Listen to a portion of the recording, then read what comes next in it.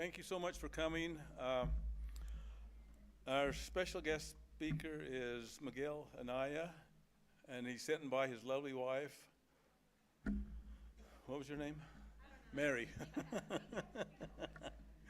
And we want to thank so much support from Bishop Skokas that he gives us in our preparedness, and also Brother Stoddard for all the work he's done to set up the audio-visual.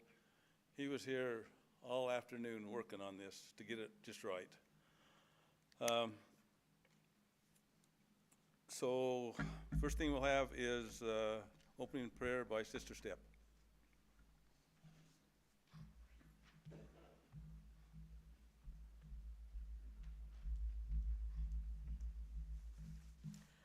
Our Heavenly Father, we're so very grateful to be here this evening, and so very grateful for those who took the time in preparation to do so.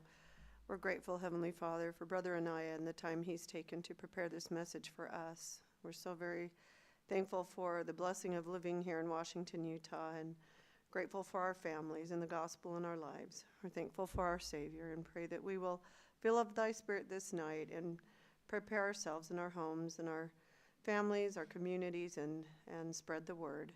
And these things we say humbly in the name of Jesus Christ. Amen. And I forgot to tell you that Mary is our niece, so that's how we had the insight, Miguel.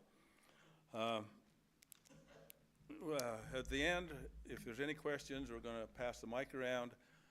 And don't say anything until you get the mic, because he's got to hear it down here. It doesn't go on to wherever he's broadcasting it to. So first of all, I'll read a bio on Miguel. And so Miguel ANAYA is a criminal investigator for Homeland Security investigations.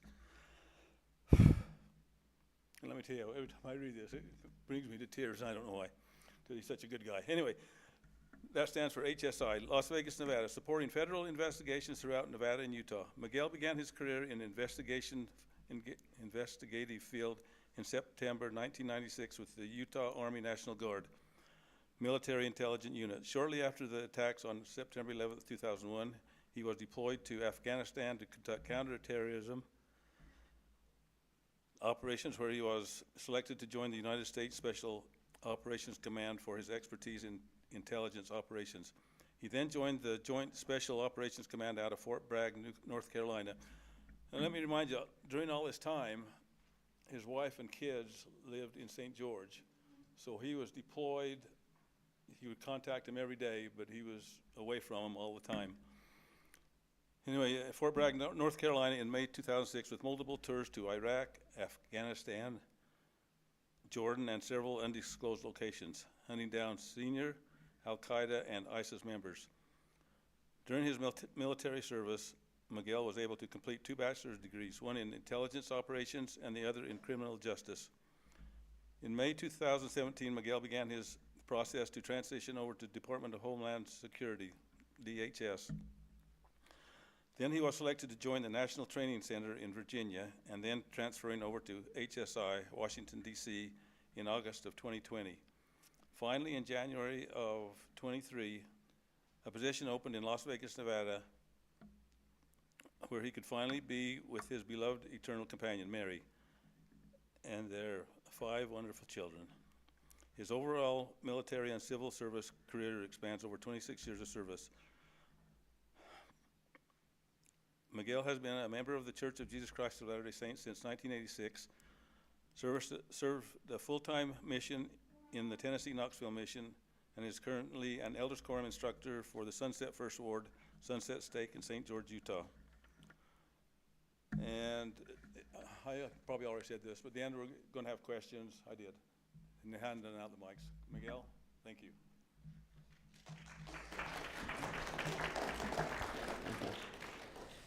Well, hello, it's already working. Well, I appreciate the opportunity to kind of share some insights from my experience in the service and also as a civilian in the federal service. So a lot of folks don't understand what HSI is, so I'm going to kind of go over that a little bit. But first of all, I want to say thank you to the Lewis family for their care for me and support and all the prayers that their family sent me while I was away. I truly believe that through them, mainly the Brinkerhoff family, I was blessed to be able to come home without any scratches. I got the emotional scars. I have the mental issues that come with war, and seeing friends die beside me, and also civilians, women and children. It's an unfortunate thing that has to happen sometimes, war, in times of crisis. To say the least, do what is right, even though some administrations go to war for other reasons. So as being a member of the church, it kind of helped me to surpass and overcome some of the political issues that we have in our own federal government. So my decision was to fight evil and to represent our Heavenly Father as his instrument. And that's basically how I went to war every day. And I still battle that currently with the Homeland Security investigations to kind of help protect our borders and our security here in the United States. And first of all, the Department of Homeland Security, so DHS, I fall under ICE and HSI. We've been trying to fight to kind of separate ourselves from ICE because ICE is an immigration agency. So primarily our investigative arm basically does a lot of immigration investigations into like foreign actors that are attempting to kind of circumvent the visa system, the immigration system, or cyber attacks, things like that. So, but HSI supports the cyber section, the immigration and visa section, the Customs and Border section, Border Patrol, Coast Guard, and TSA. You have the Secret Service that protect the president, and then you have FEMA that does disaster relief, and then you have FLETC that does all the federal training for like FBI, DEA, and so forth, and all these federal agencies. So DHS is the umbrella for all of these, and I know these are all different acronyms, but you don't need to worry about that because basically we're here to protect the homeland. That's what we do. So we protect the homeland through whether it's financial, whether it's violent crimes. A lot of it's transnational, meaning we're fighting against foreign actors, whether they're state or terrorist. So if you're getting hacked, that kind of thing, or state actors through proxies are attacking our interests abroad. Homeland Security Investigations has right now about 60 offices internationally, and then we have 200 here in the United States alone. So as far as in comparison to the FBI has about half of that. So the Department of Homeland Security is always looking for anybody that wants to join. So you come look at me if you're looking for federal employment, and if you have a 4-year degree. That's it. That's all you need to join. But I wanted to cover a couple of things. Let's see, the black binder. Oh, here it is, never mind.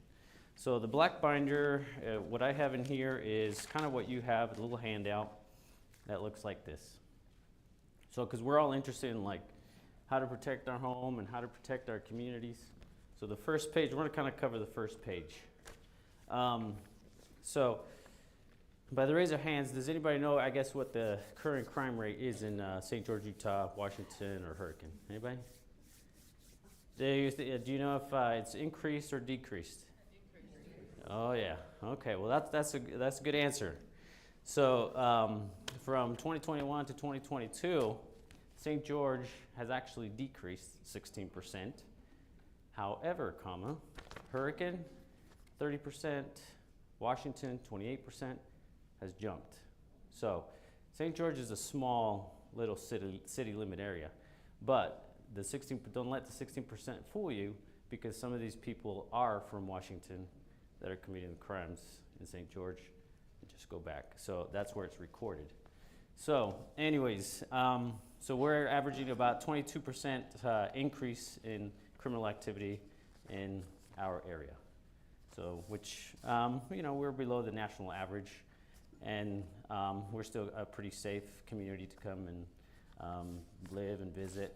But we do have an influx of a lot of folks that are coming from different states and international because of a lot of the events that we do have and hold. So like marathons, Ironman, and such. So, and that's okay. We're going to grow. We're going to continue to grow, and hopefully we get good people. So we're getting about 5,000 people a year that are moving to St. George and the surrounding areas. So first of all, so let's figure out how we can, protect our homes. So the number one, what do you guys think is the number one criminal activity that is currently active here in St. George? What's the top crime? Theft? Red lights. Red lights, yeah. Traffic, yeah. A lot of traffic lights and stop signs, yeah. So, yeah. So theft, yeah. Theft is number one. So theft can be anything from property theft. This is not actually entering your home. This is just out in your car. Something's out in the car visible. So we got theft, or in your yard, something's out in your yard, or somebody's actually wanting to pickpocket. They reach into your bag and steal something. So that's all theft. So that's number one. And the second one is vehicle theft. So not necessarily that they're going to come and carjack you, but it's vehicle theft that they're going to go in and actually get the vehicle without you in it. So dealerships and then home invasion kind of thing situation, but they're just not going to go into your house yet. So because burglary is next. So if they can't get the car, they might be tempted to come into your home and burglarize the home. And then the next one is assaults. So physical assaults. A lot of folks with physical assaults, not necessarily road rage, but there is some factor to that. So some road rage, and then just supermarket type stuff. So people get upset at the counter when they're buying something, they can't get their discount. So, and stuff like that. So for your homes, and kind of deter some of these burglars or any theft in your yard, I kind of have a little checklist here. And one of the first questions is your yard well maintained? When you are away long periods of time, what is your plan to maintain the yard? So when we go out on vacations 1 or 2 weeks, do we have anybody to take care of the yard? Make sure that it's not overgrown, shrubbery's overgrown. So I make sure that my yard's clean every week, whether I'm home or not. So next is, do you have family members or friends that can check on your home while you're away? Do they have a spare key? So in case you get locked out, or in case you want them to come and check on the home. Are your valuables secure inside and outside of your home? So do we have safes? Do we have any mechanism to protect the things that are outside, locks, things like that? And then are the entrances to your home well lit? So if you're away, do you have them lit while you're away? So why would you want to light your home while you're away? Anybody? Exactly. So you want to make it look like your home. So make sure that's actually a huge deterrent, lighting your home. And then the other thing is, as you kind of see in this illustration, the installation of security cameras. So now these days we have several suppliers of cameras, and I'm not going to support any single one, but it's good to have something because just in case something happens, and they can record and notify you if something's going on, and then you can provide that evidence to the police. So when something gets stolen, insurance is a big thing too. If you're going to claim insurance, video is good to have that. And also one other thing is, do you have a friendly pet at home? Medium to a large-sized dog. That's a huge deterrent. A lot of folks don't want to go into your home if you have a dog that can bite. So we don't want yappy dogs. We want dogs that can bite and protect your home and your family. So we have a retriever that's, Oh, that's pretty much running around all our perimeter around the house, like all the time. So anybody gets close to the fence, I hear it, I go outside and I yell at my dog. So I say, get back in the house. But at least I know who's outside. Our neighborhood isn't well lit as far as the streets are concerned, and so that's another thing is you can bring that concern up to the city and be like, hey, we have issues with low lighting. We need to increase the lighting in our streets. Does anybody have any questions on securing your home? Yeah. You were talking about vacation, Yes. or not vacation, but like while you're gone. Go You wanna ahead. touch on that? Go ahead. You were just talking about, like all the stuff to do while you're gone. Yeah. But what should we, you want to explain like what should we not be posting? Okay, that's a good Like question. Neighbors. Yeah, social media. Who has social media here? Well, not everybody, but for some of us that are not as technically savvy, we tend to let the younger crowd try to do that for us. But are we posting on Facebook? Are we posting on Instagram the wonderful time we're having during our vacation as you're on vacation? So basically, who do you trust on your social media? Do you trust everybody that you accepted a friend request from? That's up to you. So the settings for social media, you want to try and set them on private and not let just anybody be able to search for your name. And a lot of my social media profiles don't have my first and last name. They'll just have my first name and something made up. So, and that's because people do constantly look, for a first name, last name. Hey, I'm gonna Facebook stalk someone today. And I think their name is so-and-so. And usually they're able to find you. So if not through you, through a family member. And that's why you wanna lock it down, keep it private, and only share your profile with those you wanna share with. So, and if you're on vacation and you wanna share those, I highly recommend to do it when you come home. Because if you don't trust your circle of friends in the social media sphere, you want to be able to, prevent your home from being burglarized, because it's happened. Some other things that have happened here in St. George are moving companies. So moving companies from Vegas. So you order something from Costco, comes in. They're friendly, they're nice, but I'm watching where they're going, what they're doing, what they're looking at. Are they taking any pictures of what's inside my home? Because it's happened. So people basically will send pictures to their friends, whether in Vegas or St. George. Next thing you know, they're watching the house, and they basically watch the pattern, your pattern, whether you come in and going, and if they know that you're gonna be home or not. They'll come in, break in, take whatever they want. In this case, there was safes that get stolen, and then it's gone, it's lost. We can't do anything about it. So we can find out through means that are pretty difficult for us to submit a request, or we call them subpoenas. We could subpoena a provider and find out if someone has been in your home, but the problem is there's only certain cases that we can do that. And that's if there has been an actual assault, rape, murder, but not just burglary. That will not happen. So you won't get any of that back. So if you have important documents or weapons in your home that are secure and you don't want anybody to steal them, make sure you secure them, and also make sure that people coming into your home aren't taking pictures of your things that you don't, people that you don't know.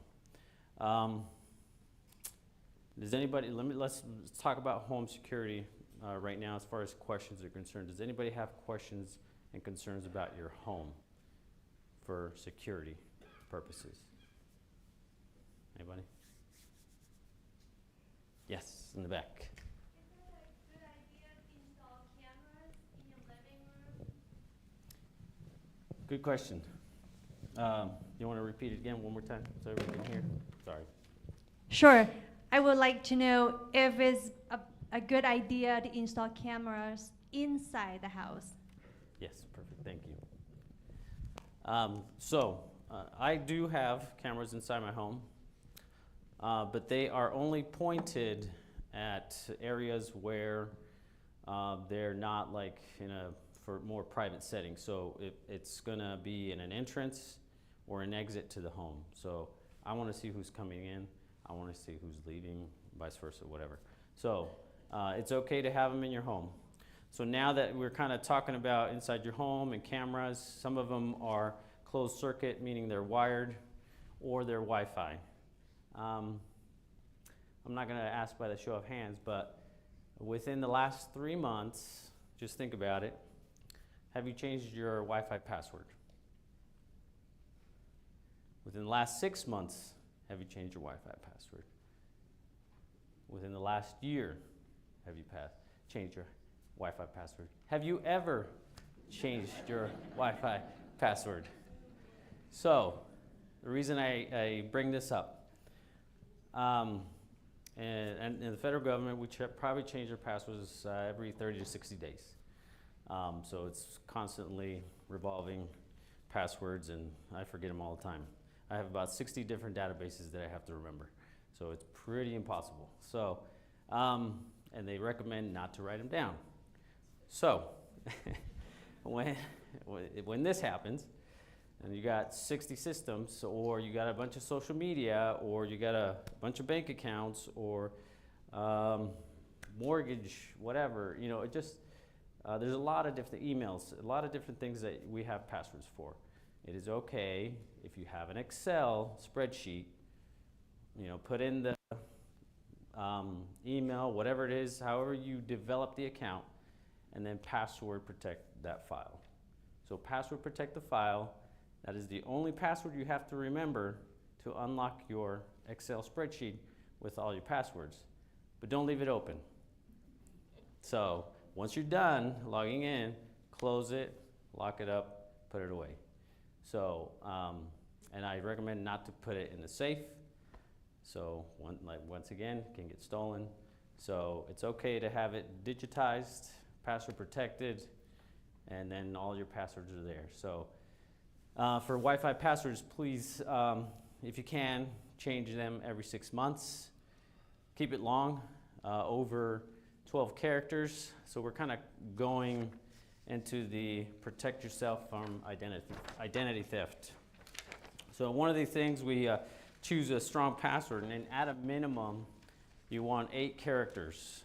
So if you have less than 8 characters in your password, it can be broken and it can be replicated, and someone can hack into your system or hack into your Wi-Fi.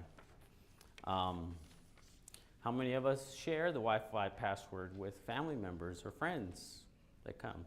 Hey, I don't have a strong signal on my cell phone. Can I use your password to get in your internet? So we have a lot of family members.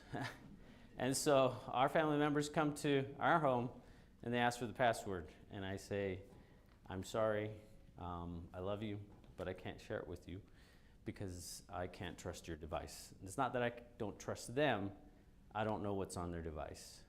So if some of us have heard the news about like TikTok or Telegram or WhatsApp, or these are foreign apps, meaning created by foreign developers. And when you're signing in, or at least when you're creating your user profile and downloading these apps, there's certain terms and agreements that you make. The fine print is, it's fine print. I don't read it all. And anyways, so when everybody clicks agree and you haven't read the fine print, for example, TikTok has the authority to copy all your contacts, has the authority to connect to every device that's in your household. So if you have the app, whether it's open or not, you've just allowed that cell phone to collect all the data that's in your home. So every keystroke, everything you say, so kind of like an Alexa. Alexa's listening. Alexa is trying to, learn your pattern of life, or try to make life easier. So Alexa, TikTok, any kind of app or Siri,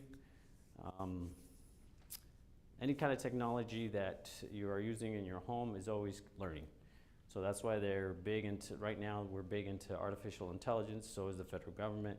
We're trying to use it to help protect our communities because artificial intelligence is learning and it is helpful in certain ways, but at the same time it's that double-edged sword.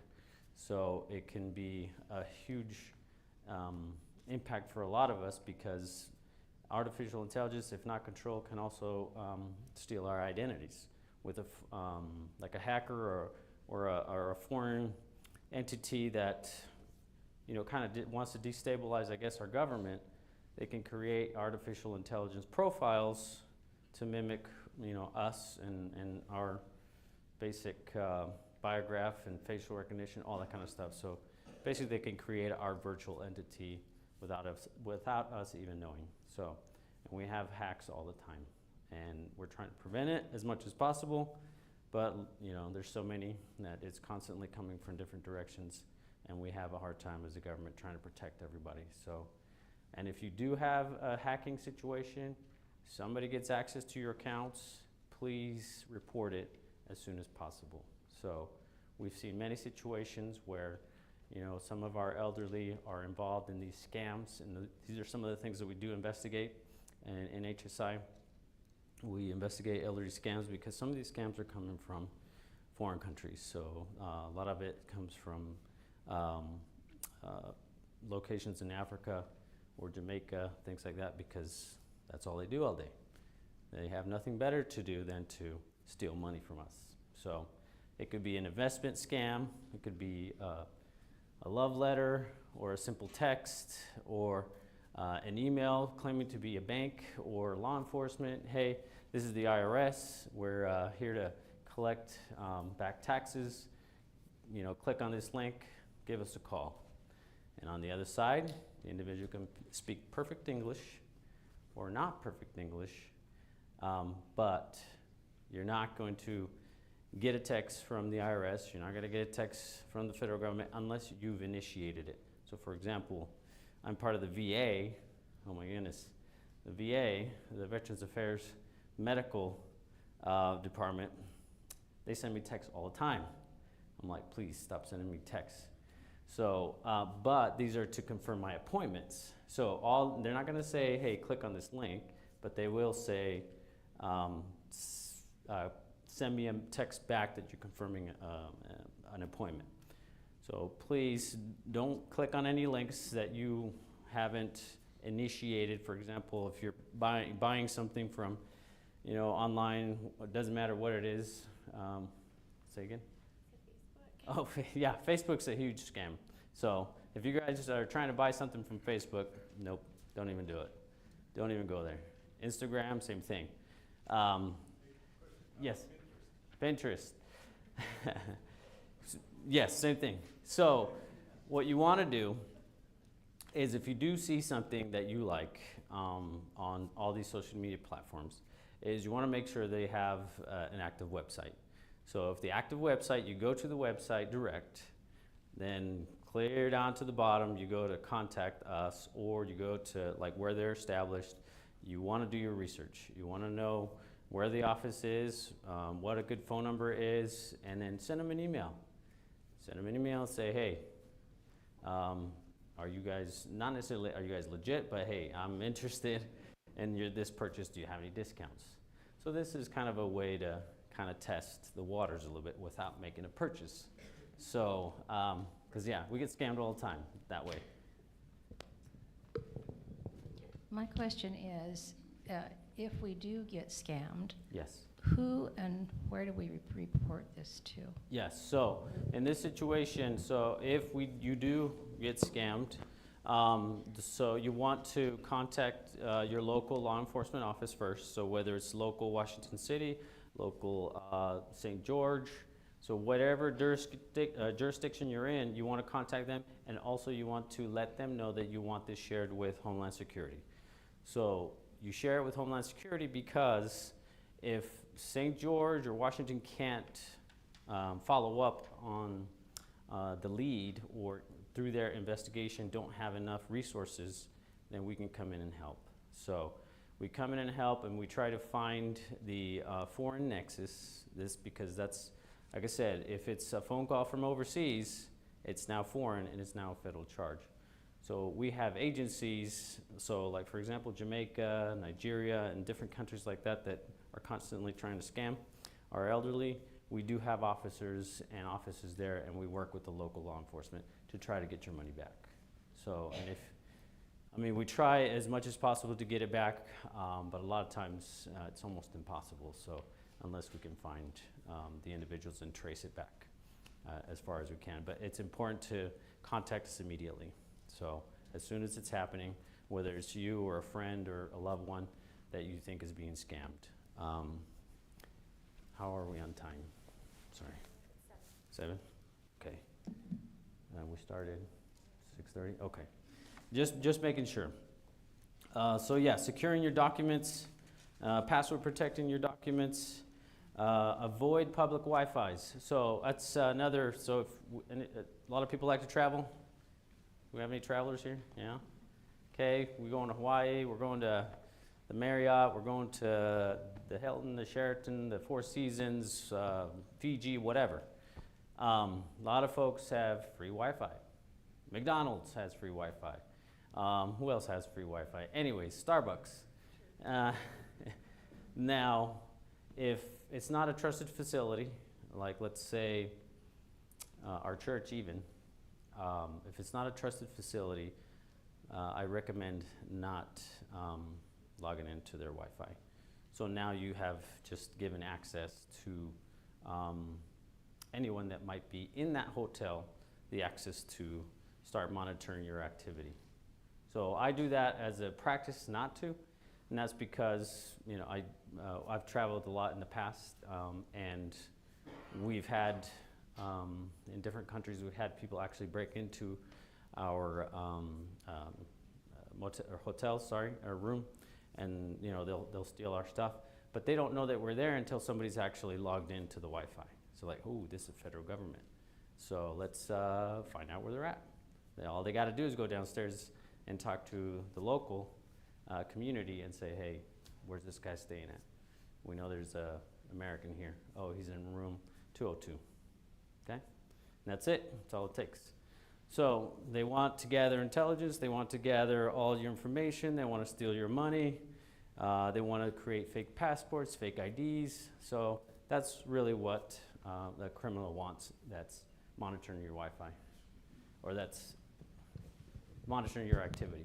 Go ahead. Does having a VPN secure that at all? Does that fix that It problem? can. So it can because it's encrypted. So VPN, so a virtual private network, is a paid subscription. Try not to do the free VPN. Free VPNs are very, very limited in scope. So you want to find a reputable VPN that's American, not foreign, American. So a good American company, and then and I guess pay for the subscription for however long you want. So the virtual private network does encrypt up to, I think, 256-bit encryption. What that means, it's just garbage. So if somebody's trying to read that information, nobody's going to be able to crack the code.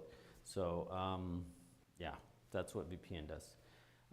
VPN is also the VPNs are also used by our criminals, and so there are certain VPNs that we own as a federal government. So if you're doing something wrong and you're not supposed to be doing it, we're going to know. So, and that's what happens with child exploitation or child pornography, is we're monitoring, and we actually have our own VPNs that we have built to be able to find those actors, because we know to an extent, we know who they are, where they're coming from, and where they're selling this material. So with the new technology, we have current algorithms that can identify images without having to look at them. So if they're underage, there's a way that our computers can detect it. So if somebody's loading it up to the cloud, email, that kind of thing, or transferring it by phone, they're capturing it, and somebody might be knocking at your door. So. I won't recommend one, but there are a couple, and I'm trying to remember which one we use. So right now, we're using what's called Zscaler. So if you guys ever heard of Zscaler, and then let's see, what's Zscaler? All right, but I'm not promoting them. Another one that we've used in the past, let's see, NordVPN.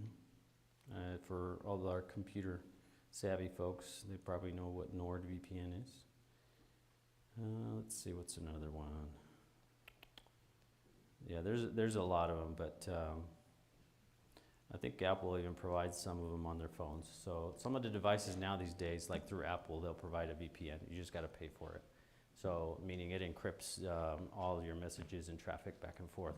So Facebook, or Meta, known as Meta now, they are trying to pretty much encrypt everything and all the messages that's going back and forth, like on Instagram, WhatsApp, Messenger, and I'm trying to think what else they own, because they've been trying to buy up some of these other applications, especially if they're foreign applications, because, like I said, it's kind of a way for them to protect the U.S. citizen, so, and protect your privacy.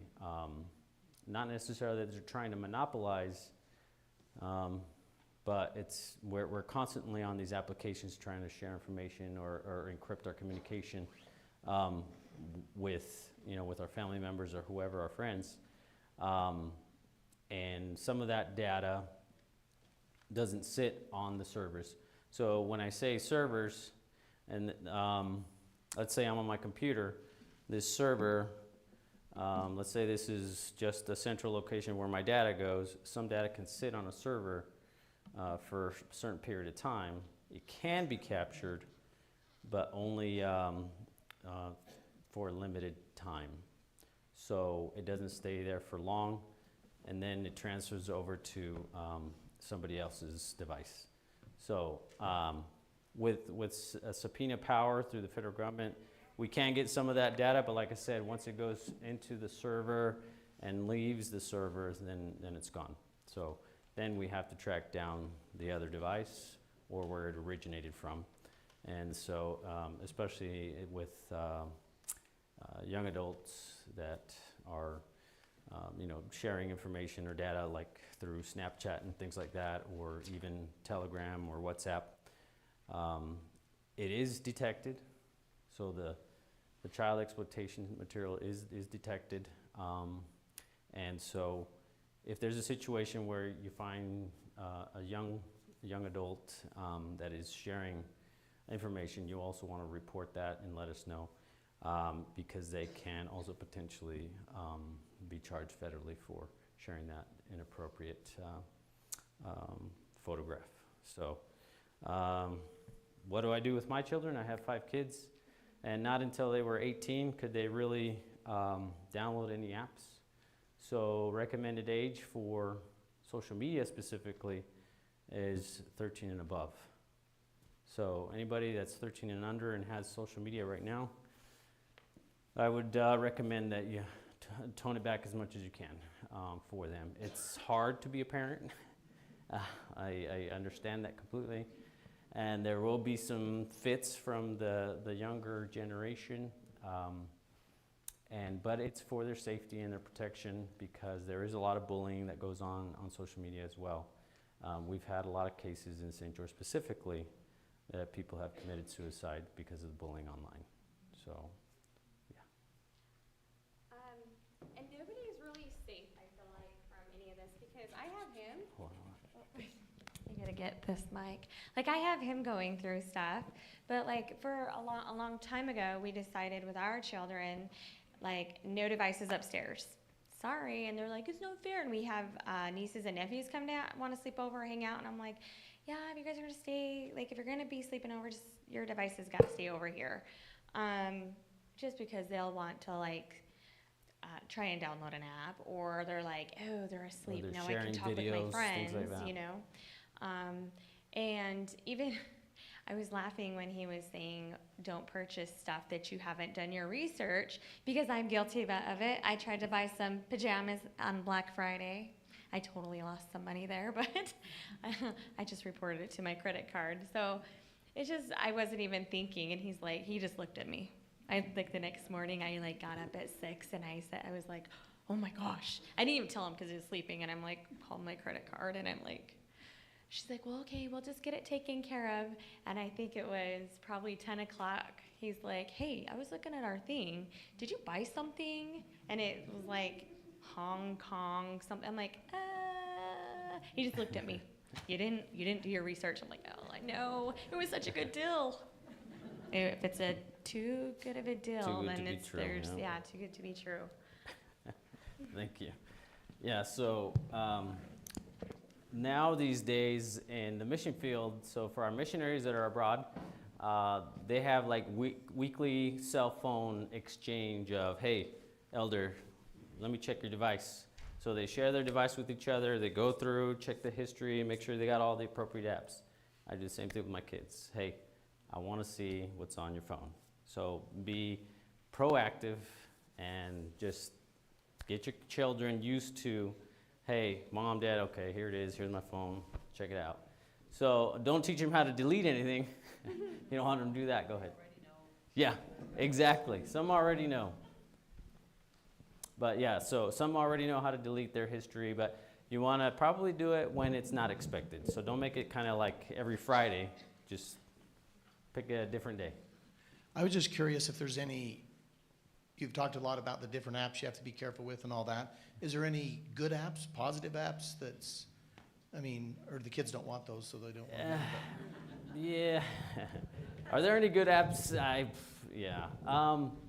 Unless you're using them for business and things like that, those are good because, you know, but like I said, it has to be a US developed app. So if it's a foreign developed app, you always want to be careful and you always want to do your research on it because you don't know what you're inviting in. So US, at least with the US, you can report it to us and we'll be able to recover data or be able to find some sort of criminal activity if it's happening. With the foreign apps, it's a 50-50 chance if the country's willing to cooperate with us. So German app, Chinese app, Russian app, that's the thing, is we have to deal with that country and those developers to be able to get that information for you. So also with talking about online presence, I know I was kind of going a different route with this, but it kind of leads into the human trafficking aspect of it. Right now, which is your third sheet, right now, online recruitment or online job postings is probably the #1 tool being used by our adversary right now. And what I'm talking about, this is a yearly $150 billion industry. So $150 billion goes into human trafficking, underground organized crime. So, and it's global. So it's a global problem. I'd say right now, 60% of the human trafficking or those victims that are being trafficked are female. 20% are children, or 22, sorry, the average, and then 18% are men. So, but the #1 human trafficking, exploitation part of it is labor exploitation. So meaning the underground is exploiting labor workers. Basically they're recruiting them from different countries, taking them to, hey, this is the promised land, we'll get you a new visa, we'll get you a new this. Refugees are their like number one target. They'll bring them to the country and then basically enslave them. So, and that's for the rest of their life. And, or at least until they're dead. So, Southeast Asia right now is probably the biggest problem that we have. So Southeast Asia, you have actual camps of thousands. So thousands of migrants or people that want a better opportunity, and they click on the job listing, hey, we got a wonderful accounting job for you. Just come to Singapore or something like that, or Thailand, whatever. And we'll give you a new visa, we'll give you a new life, and you'll make X amount of dollars. So that happens by the thousands. So they go into these different countries. The host or whoever is conducting the operation will take them and, you know, kind of ease them into the process a little bit to make it look legit. And then next thing you know, they're driven to a compound and they never leave the compound. So, and in that compound, you got 10,000 people that are in front of a computer and now are hacking the United States. So that's how that happens. So you have an unwitting victim now hacking the United States and taking your money. Hey, I'm AT&T, or hey, I'm Bank of America. And so you'll get those emails that come in, and always report them if you can. Phishing scam, whatever. Don't even click it if you don't know it's coming from the right source. So with human trafficking, we try to mitigate as much as possible, but you know, the second leading trafficking exploitation is sex trafficking. So these are sex workers that are exploited internationally, and also they are shipped heavily into the United States. So, and it's because there's drugs that are coming into the United States. There is the allure of you know, young females that they smuggle into the United States or traffic into the United States for that purpose. So we do have a problem in the United States with drugs. We cut because we are the highest consumer worldwide, and you know, it's unfortunate, but that's kind of that's the battle we face. Is once we stop becoming the consumer of drugs, then it'll diminish, but it's not going to end anytime soon. We have a lot of issues with that because now we have different states, state actors, whether it's Russia, China, or Mexico and South America. You know, there's a lot of money to be made in America. And so they pump all this drug trafficking lines and things like that through the southern corridor or northern Canada, and it's just coming free and willing into the United States. So also seaports, same thing.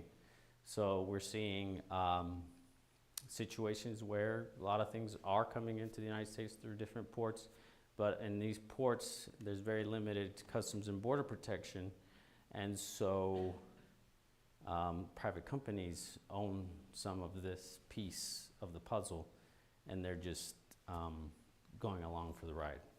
So they're not held responsible because whoever exported that material, they're like, hey, they're responsible, not us. We're just letting it in and we're just dropping it on a truck and it's going where it needs to go. But they're just as guilty as the one who sent it. So, but our law protects the businesses in the United States for that matter.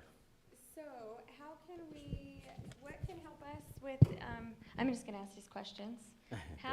What can we do with, because I know that there's a lot going through our highway through here and through Vegas and St. George. How can we keep our young people safe from this trafficking, ourselves? Well, the biggest key is education. So as parents, you want to be able to educate your children and just help them traverse basically the internet.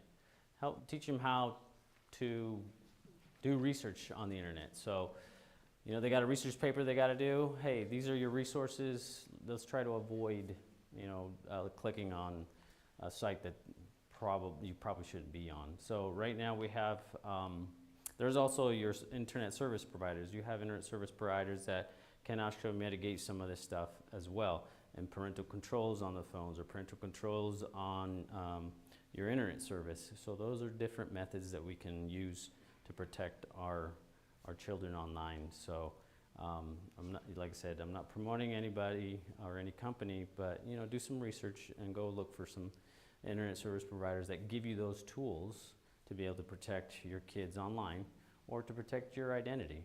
So there's ways also to protect your identity that can notify you and say, hey, somebody just accessed your bank account, or there was a transaction conducted. So there's a lot of methods to do that, or uses your email, or uses your phone number for an application, or uses your social security to create a fake identity, or get a new credit card, or buys a car with your social. So you want to, Tim? Okay. Does anybody have any questions so far? Yeah, go ahead. How safe are money transfer apps like Venmo, things like that? So Venmo is fairly secure. But those methods, like I said, the scammers will use Cash App, Venmo, Zelle, I think. So they will use those methods to transfer that money over to them. But these are typically, if they're a scammer, they're fake accounts anyways. So once it gets into their account, then they transfer it to another account, then another account, and we'll never be able to recover it. So. For example, be like when we were selling something and then they wanted all your extra information. Oh, yeah. So if you're selling something like, let's say on Facebook Marketplace. So if you're gonna sell something, hey, yeah, sure, send me a Venmo. I'll take $100. Yeah. Or Zelle, whichever. They can actually prevent, so it looks like it's coming to you. And then once they get the item, then it's just gonna come right back. So it takes 2 to 3 business days for the actual transaction to hit your account. There's some that are like, they say instant or next day. But like I said, so these scammers are pretty good at what they do. And that money is just, you know, kicked back, right back to them without hesitation. Do you have something else? It was the one that like asked for Oh, yeah. your number. I mean, then you got. They sometimes they'll ask, hey, what's your email? What's your phone number? So basically they're slowly trying to gather information on you so that they can more or less create their own personal profile on you and never actually send you anything. So they're like, oh yeah, I need your email address. Oh, I need your phone number. Oh, I need your bank account. Wait a minute. Okay, red flag. So, oh, I need your social, red flag. So anything private, do not send. And so, yeah, you can send an email or a phone number, but that's it. Beyond that, nothing else. Don't send date of birth. Don't send socials. Don't send bank accounts unless you know you're dealing directly with, you know, the bank or your insurance or whatever, you know, that kind of thing. So I'm trying to think what other instances there's been, but there's a lot of folks, well, not a lot of folks, but a lot of young adults that are getting scammed as well that we're seeing with blackmail, basically. So they're getting blackmailed and extorted. Hey, send me a picture of yourself. I like you. You look great. Whatever. Send me a picture. So they send an inappropriate picture, and then next thing they do is like, hey, I need you to send me $500, or this photo goes to the entire family or your entire Instagram friends. So that's happening a lot. So what? Correct. So that's been a hike recently within the last year or so, ever since COVID, because everybody was online, everybody's trying to figure out what to do, how to make money. So blackmail. Blackmail was the biggest one. Microphone.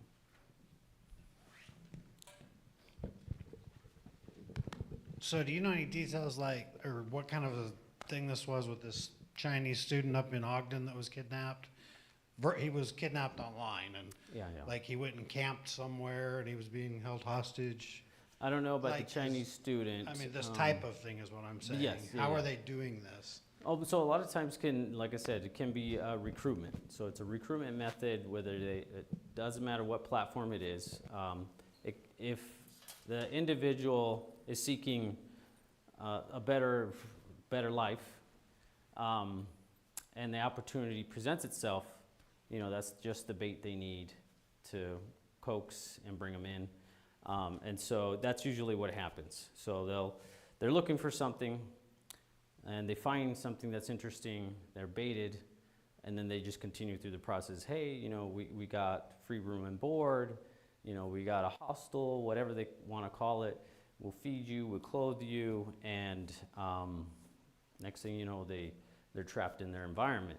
So, yeah, and it happens here in the United States as well, besides abroad. So like I said, Southeast Asia is probably our biggest problem, but it happens in the States as well. So girls will get recruited for modeling, and next thing you know, they're ending up in a major city, major hub, Vegas, Atlanta, New York, Los Angeles, Portland, wherever.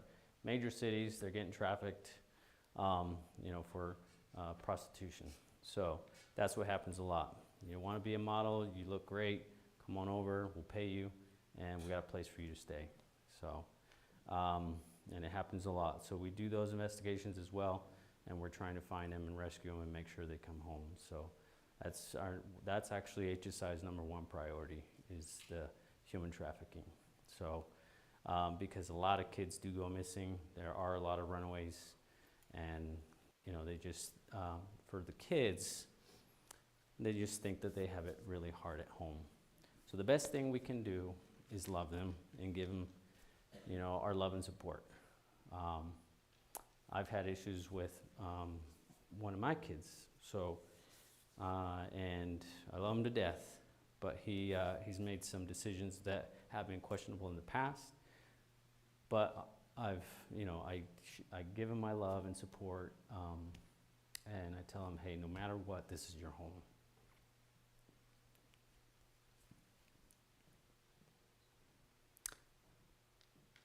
Because you want them to come home. And you don't want them to suffer through the atrocities that these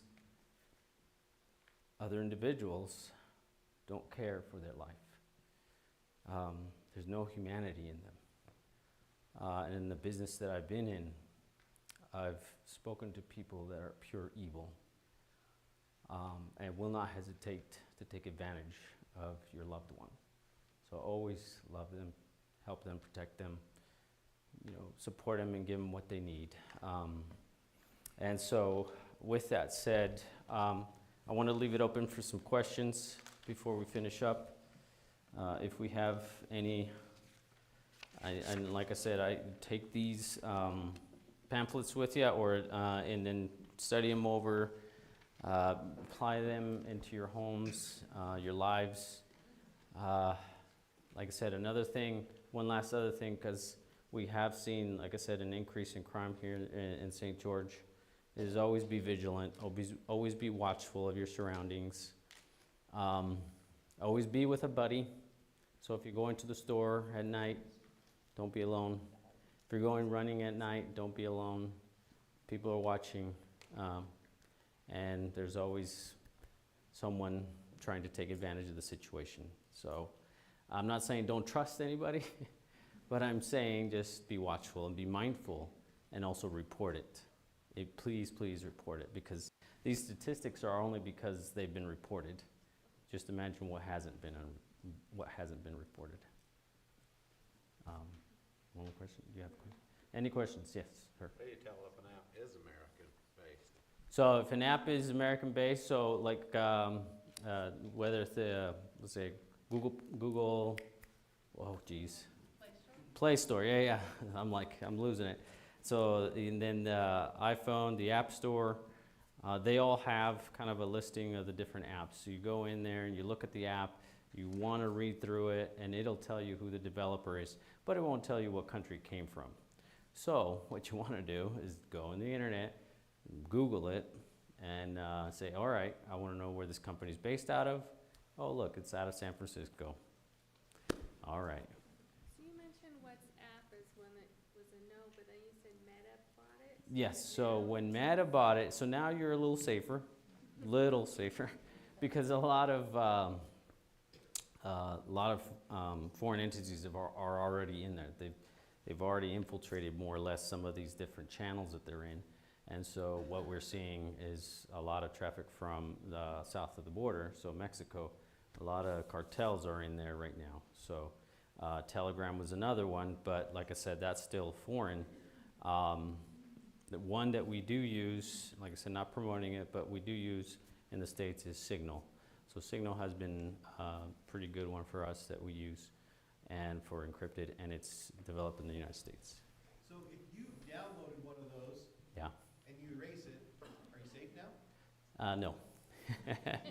So, well, you're okay, but they've already, so once the app has been installed, they've pretty much collected everything that's on your phone, including your photos. So whatever you have on there, your notes, your photos, your contacts, and once that app was downloaded and you say, I agree, it's all been absorbed into the whatever atmosphere it's absorbed in.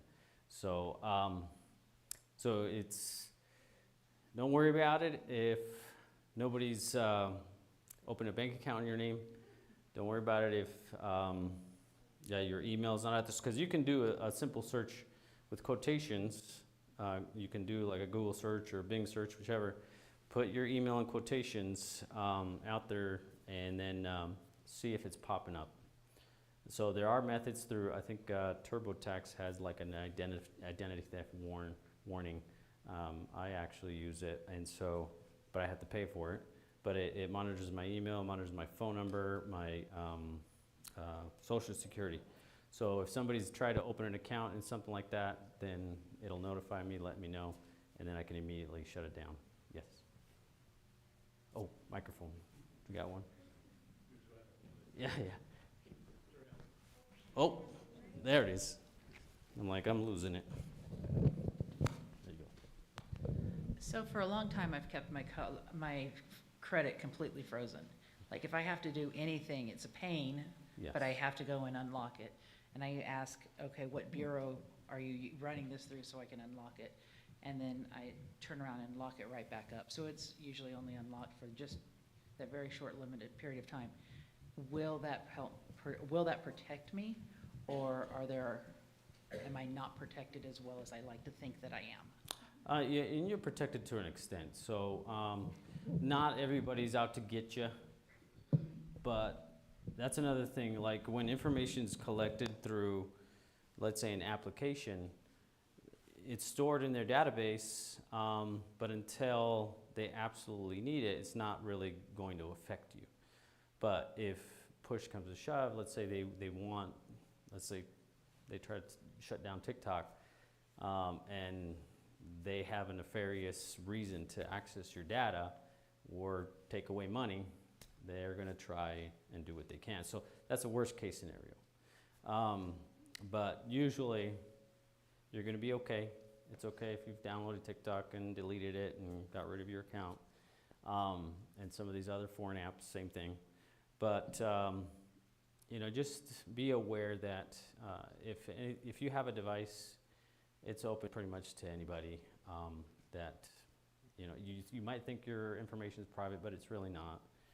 And just try to do the best to do good with it. So and protect your information. Try to encrypt it or use a VPN. That kind of thing. So that will mitigate your exposure. That will mitigate your information from being taken or hacked, that kind of thing. So, any other questions? One more over here.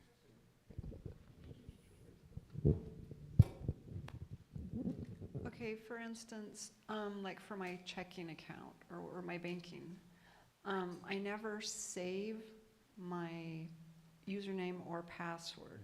Can they still get into that?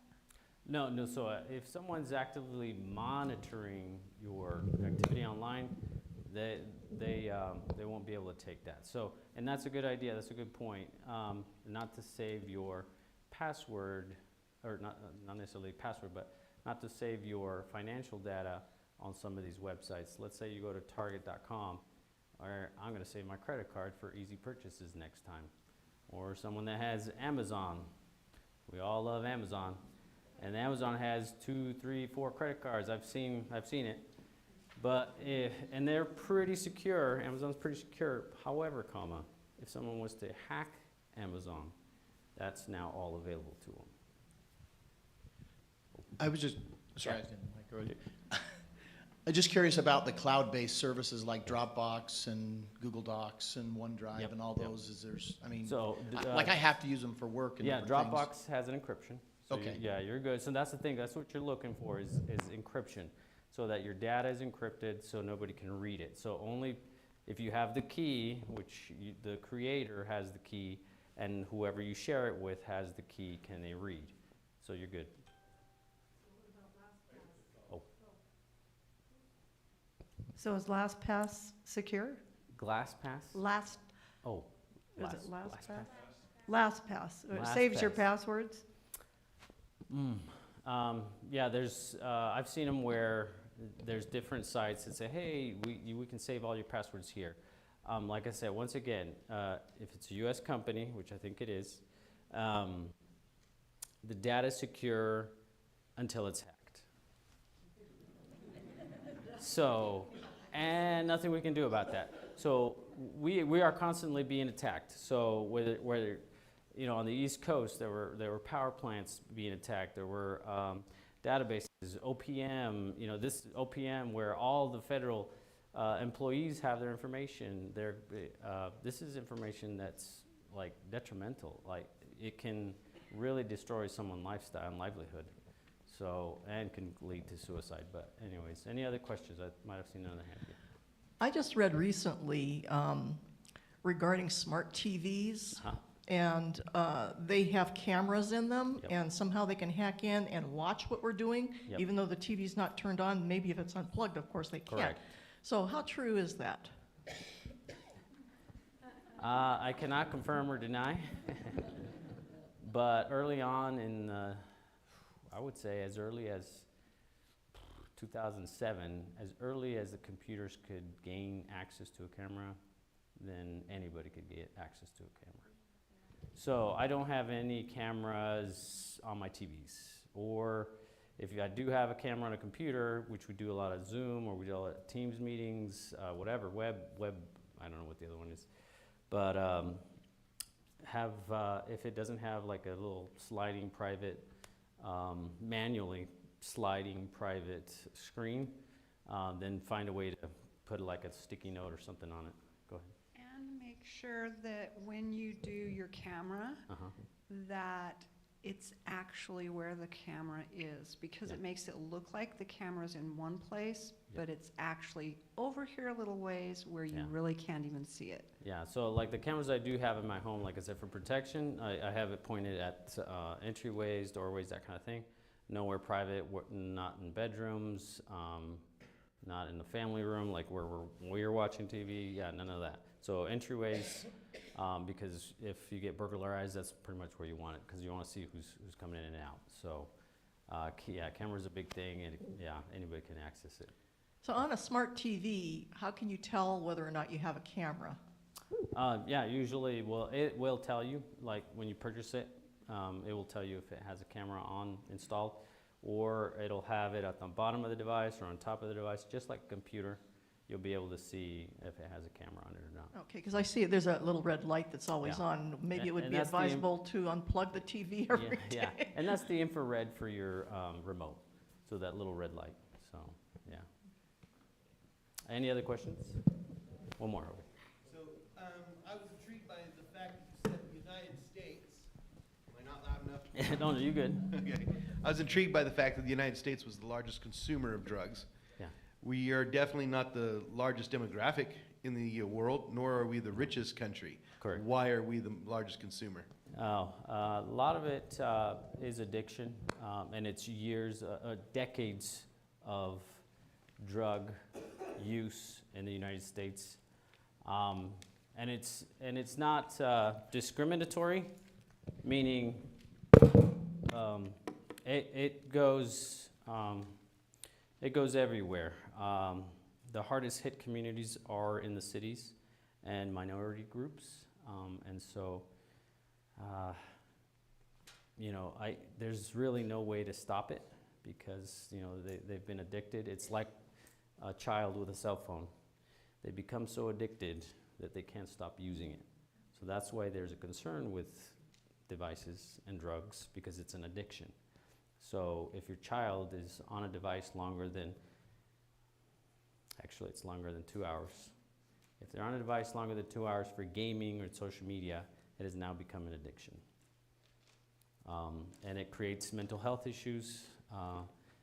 Depression, anxiety have now increased for your child, and grandchild, or whoever you're caring for. Like I said, devices are a double-edged sword. Drugs are a double-edged sword. There's good and bad. But we just have to be able to educate ourselves and be able to help those that are struggling and help them find a better path and a better way. So, any more questions? All right, I think we're good. Thank you for your time. Appreciate it.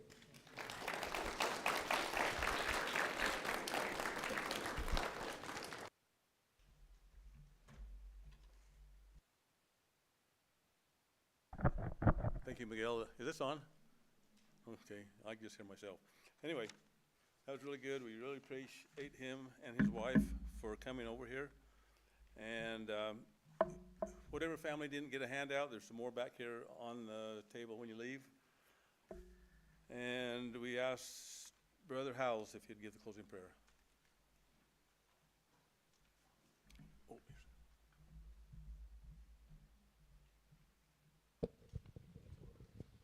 Thank you. Our Father in heaven,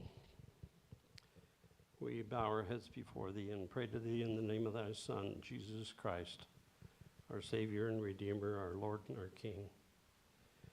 Father, we are so grateful for the opportunity that we've had to gather here and to listen to Brother ANAYA and the information that he has provided for us. We are mindful that we are human, and we are grateful for the information that we receive. We are grateful to live in this country and for the blessings that we have because of that. And we are grateful to be members of thy church and to be neighbors and to be friends. Be with us all and keep on protecting Brother ANAYA and all that he does for us. And we say these things in the name of Jesus Christ. Amen.